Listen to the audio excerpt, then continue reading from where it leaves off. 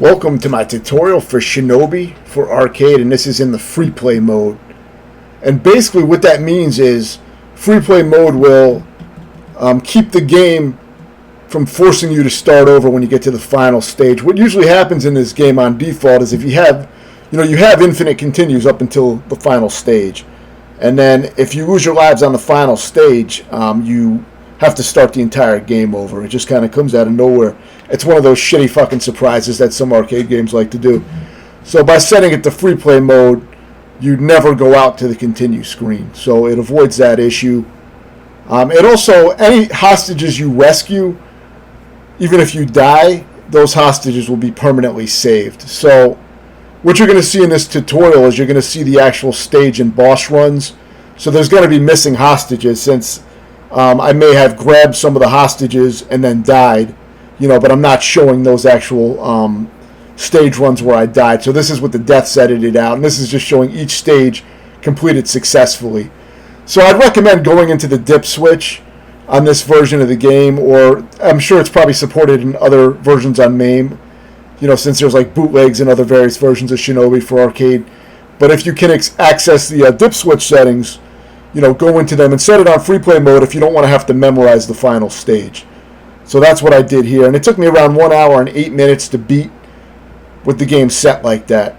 You still have to beat all the stages, so you're still, completing the bulk of the skill that it takes to beat the game. You just don't have to, rescue all the hostages on your first run, which they're usually on your way to the end of the stage anyway, so it's not that much harder to do that. But, it does save you from having to really memorize those last few stages in the final boss. Whereas in the arcade version, you'd have to practice it enough to have it memorized. So that would definitely take me longer. I'd have to practice some of the later stages a lot more. So the way I was playing, I have infinite continues, and I just have to do each stage from beginning to end on one life. And of course, it's one-hit deaths, but you can bump into enemies. And you're going to use that sometimes as a strategy to be able to kind of stun them and then take them out. Or just get past them. Now these bonus stages I never fucking really gave a shit about because I'm just playing stage to stage. So I'm just trying to beat each stage. And that's all I'm going to be explaining here. Nothing too special. In this game you have a high jump by holding up and jump. You'll jump really high and that'll get you to the higher areas that you can't reach. And of course if you want to go back down, you hold down and jump to go back down. Aside from that, you just have throwing stars, which I use the turbo controller. So a lot of times I was just holding the shots down with turbo, but I didn't use it for the whole game. But it definitely helps because you'll get more projectiles out there, and there's a greater chance that it'll hit some of the enemies, so it can help. But it doesn't make a huge difference whether you use manual fire, as the arcade game was, or turbo. It's not a huge difference either way.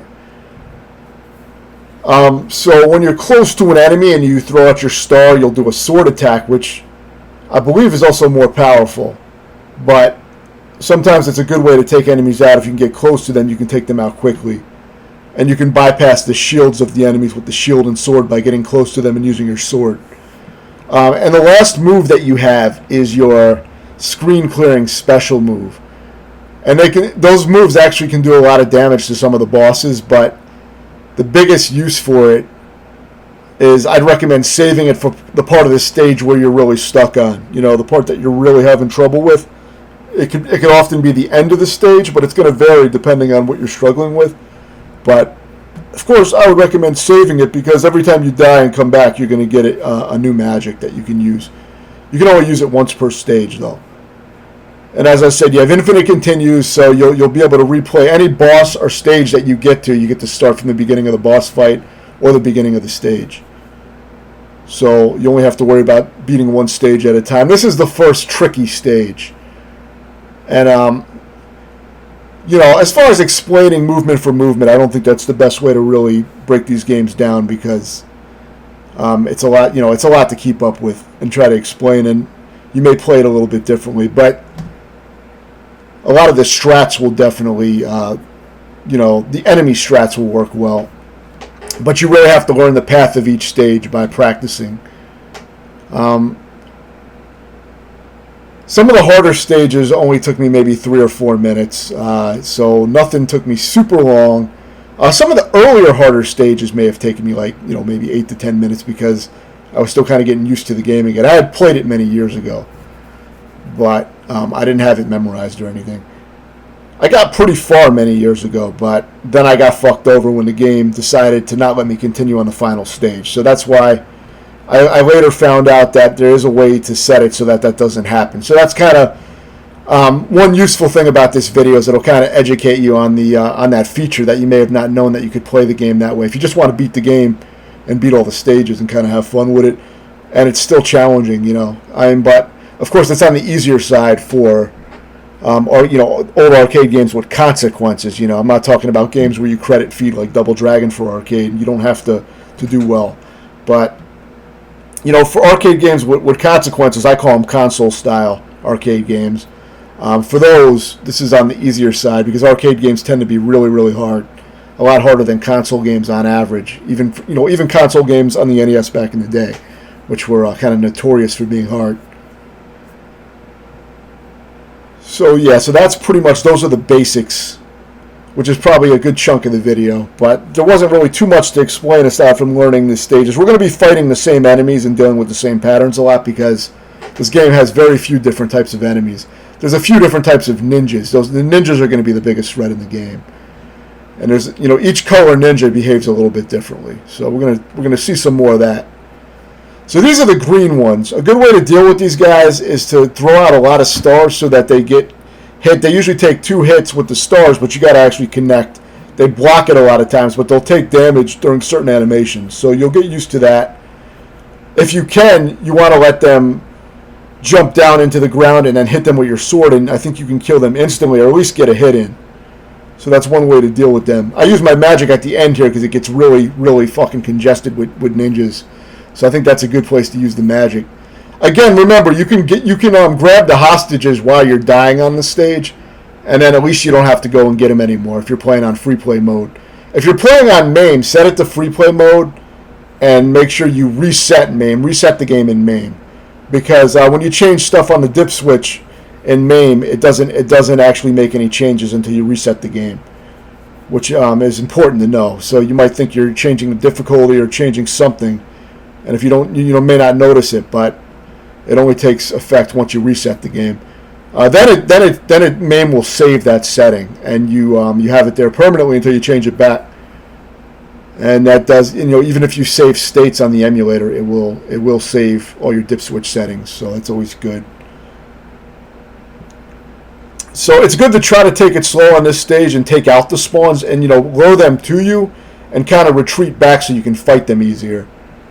That's what I like to do on this particular stage. I don't do it so much on later stages, but it works well for this stage. When you have an opening, obviously get your shots in or kill them with the sword. Once you get used to it, even the blue ninjas, you can get close and just kill them up close with the sword. The sword strike, and maybe even shuriken if you need to. But I like to have them jump into my shuriken for at least the first hit. And sometimes you can get them both times, get both hits in and kill them. So keep a stream going. That does help for those parts. For this part, I kind of just bust through. I use my magic, grab the last hostage, and then it's easy to get out. Just got to deal with one blue ninja. You do have to rescue all the hostages, or it won't let you exit the stage, so it's not optional. But you can also, like I said, grab them on unsuccessful runs as well. So the big thing with the blue ninja, one of the best things to do with the blue ninjas is to let them jump, because they're gonna land in your last location where you were standing. They're gonna hit the ground, and if you're in that location, they're gonna kill you. But see how I stood there and then I moved away? That lures them to jump in a certain way. See, I did it again. If you stand still for a moment, they're gonna target that location where you were last standing. So what you want to do is bait them and then just move slightly out of the way, and you should be able to do it with minimal movement, and then you can stab them with the sword when they land. You just got to keep track of all of them at once. When there's multiple, you got to have in your mind, be aware of all the positions that they started at. They're going to all try to channel into where you were last standing. So you can get them to group up and kind of land in one spot too sometimes. So for this guy, I think what I ended up doing was using the magic and getting like glitched to the other side. But I think this might be a death. We'll see if this is successful. This looks like an unsuccessful attempt. I may have missed some deaths in editing. But we'll see if this actually, I don't think this is going to, well, maybe it will. This is cutting it really fucking close. But, okay, I guess that does work. What I was doing initially made it easier is I would use the magic and kind of glitch through the whole group of them and get on the other side of them by using the magic. The invincibility frames from the magic would let me glitch through them. You can try to do that if you stand really close to them and use the magic. Sometimes you can kind of glitch through to the other side. It gives you a lot more room to attack them. But I was using a turbo controller, so that may help get those things out of there faster. They don't give you a lot of time to take all those fucking things out. So that boss was kind of a pain in the ass. And after you take care of all of them, you can take out the head all the way to the right. I don't have a great strategy for that boss, but you can either try to glitch to the other side or just try to take him out really fast in the way I did it. You should break through eventually. This stage can be kind of tough with all the ninjas, but you can kind of keep moving and lure the blue ninjas to drop down just away from you, by kind of luring them to your last position and then moving. But I was playing pretty aggressively here, and I was able to kind of bust through, but it is tricky. Those yellow guys that appear out of thin air can be killed in one hit, but they will throw projectiles, so be ready to jump. Those skeleton guys. For the shield guys that throw the machetes, you can just get up to them and stab them. That's often the easiest way to deal with it. It will bypass their shield. So this is pretty specific. You want to make sure you're clearing the enemies out as you see me doing here. One shuriken, at the right height will take out that laying down gunner. This part is tricky, so you want to kind of take it slow. This can be a dangerous little area.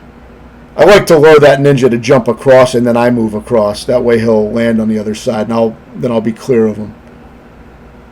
Again, when you see the blue ninja, if you have time, lure them to jump so you can counter them. It's the best way to deal with them that I've found. I like to use my magic here. I think the stage is almost over now, so there's going to be a massive ninjas, but just deal with them aggressively. You can kind of stun lock them, and then get more hits in. So that's what I usually try to do when possible. It's hard to do sometimes. It is one-hit deaths, but remember, you can bounce into enemies to stun them. So if this guy's not cooperating, you can lure him also to throw his weapon in and try to jump over it, but I just got in real close. I was using the bounce to kind of stun the enemies. I was stunning that whole group by just bouncing into them. It's a little dangerous, but you can do that. It is definitely a useful technique. This part's a little dangerous. I jump over the blade and then take him out.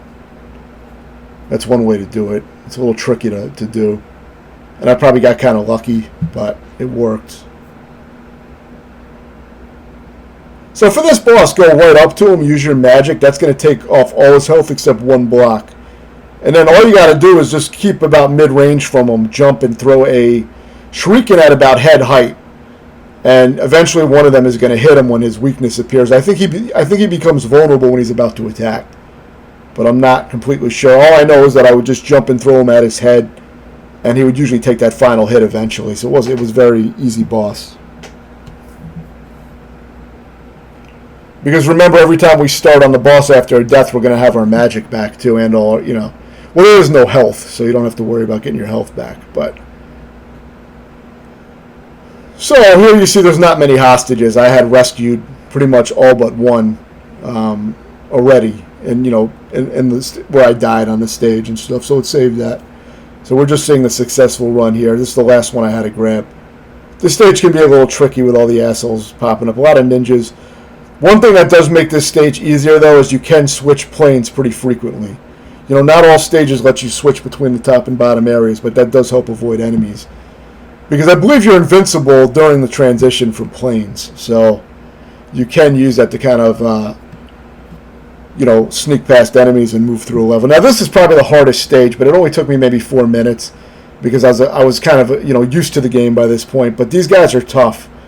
The guys that are hard are the ones that just fly through the air spinning. They will take you out in one hit, and it's kind of hard to predict where they're going to land.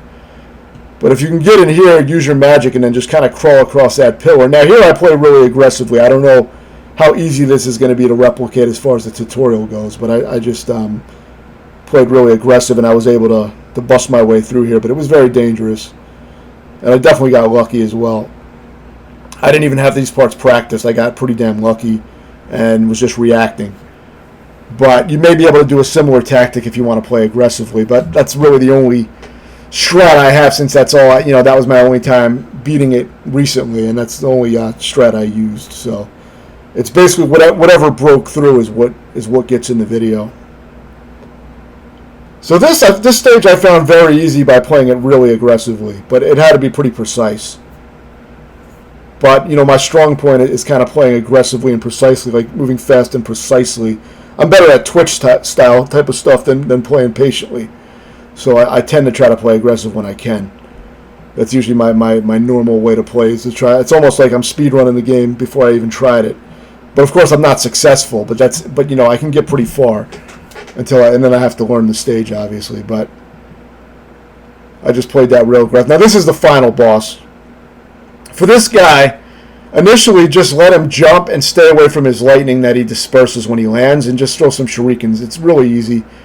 For this part, just kind of keep your distance, try to avoid the spinners, and try to get your sword strike in on the tornado guy. Then use your magic on this final form. It's not really, this is actually the final form, but use the magic on the semi-final form, the clone form. And now I just kind of move around. I throw out a bunch of stars, and I just move around a little bit, and he kind of keeps running into my stars. So I was using turbo as well on my set to my controller, so maybe that helps too. But he's actually not that hard. It probably took me around 10 minutes to beat him, but I was also watching a video for a good 5-6 minutes of that, on just seeing what the boss does.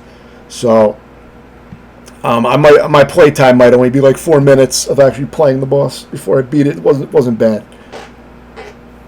So yeah, that's pretty much it. Let me know if you have any questions, and thanks for watching.